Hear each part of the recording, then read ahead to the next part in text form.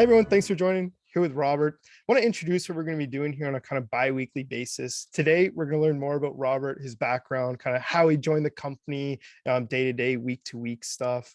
But going forward, of course, going to talk about recent company news. Of course, going to do some 2022 goals, going to mix in some Q&As, and we definitely want this to be interactive. So please, if you've got questions, drop them below. Make sure we squeeze it in some future videos. But Robert, first things first, how are you? I'm doing very well. How are you, sir? Yeah, good. No complaints. New year, everything's looking good. Market sentiment definitely getting better, which is great. Other than the kind of crazy COVID lockdown that we have in Ontario, things are good. But let's dive into it. Usually like to start pretty early, like career. Do you want to kind of walk through maybe kind of early parts of Robert's life, and then of course we'll segue that eventually into kind of how you find the company or kind of how the company finds you? It sounds very good. Yeah, so I'm a Canadian by birth and by citizenship. So I was born on the west coast of Canada and ended up through many travels in the middle of Canada in Saskatchewan. Sort of that's where the mining career began, if you will. I attended the University of Saskatchewan in Saskatoon, obtaining a chemical engineering degree.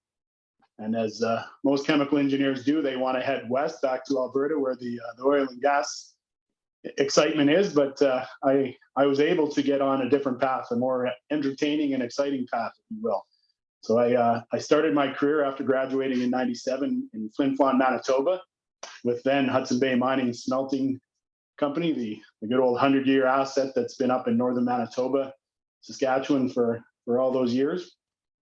So yeah, I started as a young engineer in their plants, working in their copper smelter, their milling operation, and really ending up in the zinc plant operation. So that was sort of the beginning of the mining career. So again, more on the processing side, really getting into the zinc processing world in HudBay, and did that for likely 6-7 years, and then began a management growth career path that has led me to where I sit today. So in those sort of early 2000s, I began running parts of the operation at HudBay. Sort of started in their zinc plant. My mentor at the time, Mr. Alan Hare, would call me up every couple of years and say, show up at this operation, and then sort of get that path a little more rounded out, if you will. So yeah, I was sent to the copper smelter to manage its operation for a few years, and then some challenges in the zinc plant, and back to the zinc plant as their manager for. Again, did that for about 2 years, and then really started to expand the managerial portfolio, and took on all surface operations. Probably early 2010s, 2011 or so, took on those operational responsibilities, which was really included the smelter, zinc plant, the milling operations, and all the surface activities, which was sort of the maintenance departments, etc.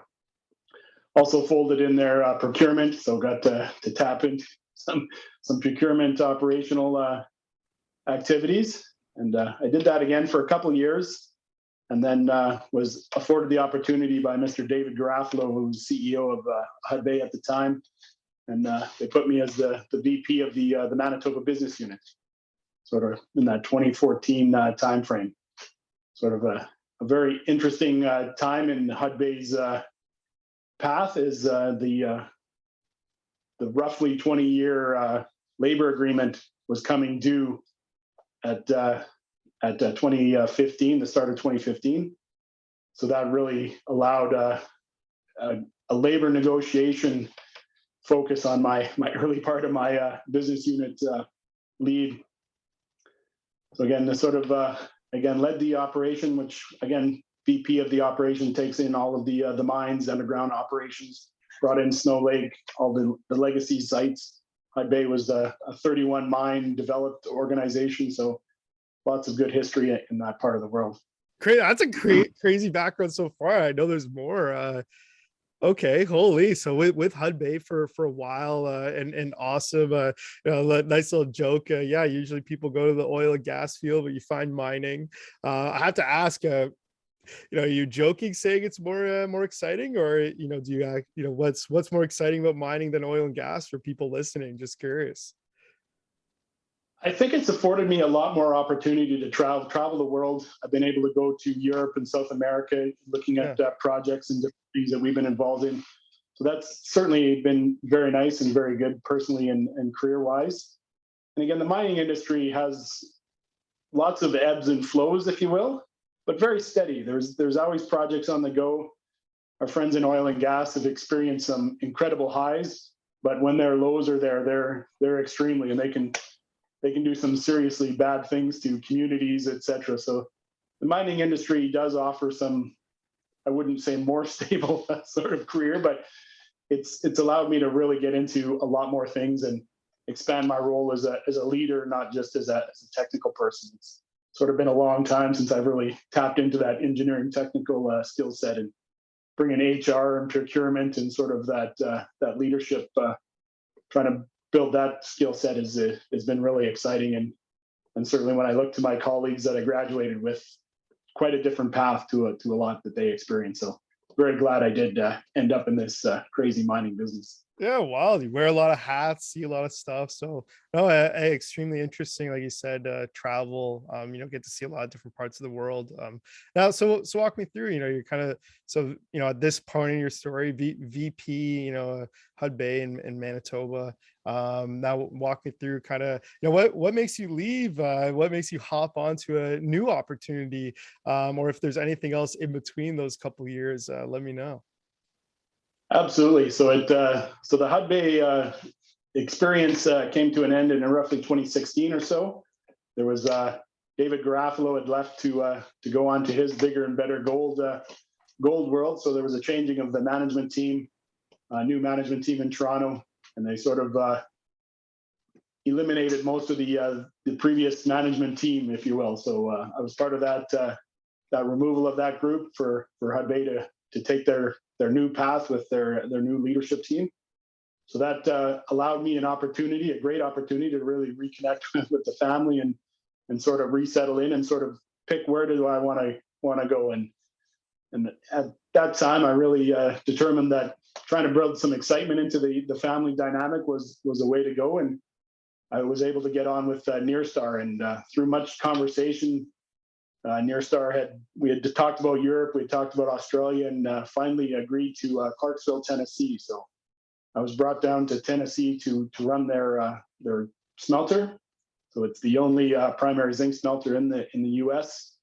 And yeah, Nearstar, which certainly was second largest zinc company at the time of that, was brought in there to be the president and GM of the smelter site.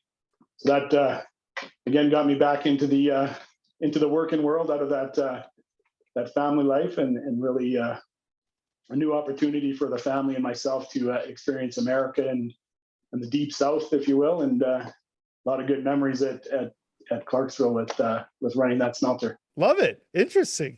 Well, crazy, path, and always interesting. I'm sure, those things happen, and it allows you to kind of take half a step back and look at all these connections you've made and, those years, and, move from there. And so now, I mean, walk me through kind of, this new opportunity, and, you've been we were chatting before, the company for just over a year, incredible, obviously kind of, reading the title off the website, GM and Senior VP of Operations. Walk me through kind of what's involved in that role, maybe, today, and, what does your kind of day-to-day, week-to-week look like? Okay, sounds good. Yeah, so I was enjoying my time at Nearstar, no real desire to leave, and Stephen Twyrold, CEO of Excelsior, sort of hit me up on LinkedIn and just started a conversation. I didn't know they were looking. I didn't know Excelsior was an organization that was in my bailiwick, if you will, of potential. So started a conversation in mid 2020, and really understood the organization and what the opportunity could be, and ultimately made that leap of faith to. Yeah. So tell me, what made that jump? This is a great segue. It's like a great. Fundamentally, it was the opportunity to do something completely different and really challenge myself. I've been in large organizations, mid-tier mining companies, world respected organizations, so ginormous organizations with a lot at the table, a lot of resources backing you up and supporting you, and And the Excelsior opportunity was getting into a junior space, but had a great asset and really created that opportunity for me to try and come in and build a culture that I think could be successful in the Southern Arizona world in the copper business. So it was a lot of that. It was just that it was something completely different. In situ mining is certainly at the edge of the technology world of the mining business, and the opportunity to come and get into that world and again build an organization more from the ground floor than trying to alter an organization that's been around for 50, 70, 100 years. That was the trigger that really said yes, let's. So again, gave the family the good news that we're moving across the country and challenging ourselves with thankfully much better weather, which is eased the incorporation into this part of into the States. Yeah, love it. Made the sales pitch to the family a little easier. Love it. It did, yeah. Well, awesome. And Christmas look, in a hot tub is a lot easier. yeah, a lot of good combos we're gonna have going forward. Again, I want to take this time to invite anyone with questions. Lots of good videos to come. I know we're kind of keeping this one just about Robert, but kind of my last little question for you. So now, as the GM, senior VP of operations, give me that role a little bit more and kind of what does your day to day, week to week look like today? So yeah, the dual title brings sort of that more day-to-day operational responsibility into the plate. So I'm the head person on site we're basically between Benson and Wilcox in Southern Arizona off I-10. So out to site most days of the week to ensure the operations are running smoothly. Again, we're running a well field. We've got an SXEW operation. So the operational duties with respect to that.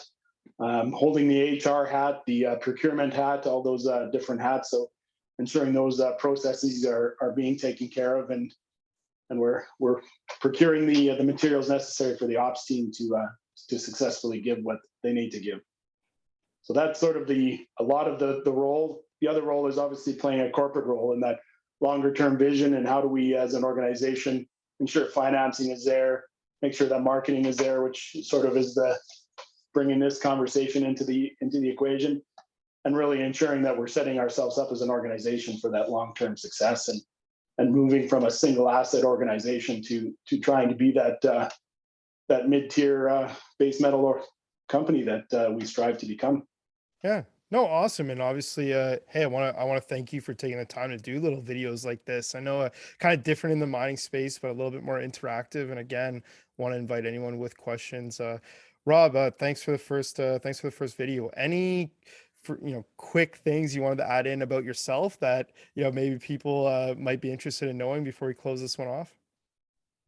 Yeah, certainly. And my time at HudBay and spending a lot of time with David Garofalo really brought me into a road biking world, and was able to do that ride to conquer cancer in Toronto 6 years in a row, and have now moved to one of the greatest biking communities in all of North America, in Tucson, Arizona. So any of those Tucsoners out there want to get into a good ride, hit me up through this platform, and we can go hit the road and burn some miles. Love it. I've never heard that one before. Well, there you go. Anyone listening, hey, if you're in Arizona and you want to hop on a bike, Robert's ready for you. But awesome. Well, Rob, thanks so much for taking the time, and looking forward to doing some more of these soon. I appreciate the opportunity, and you have a great day. Awesome.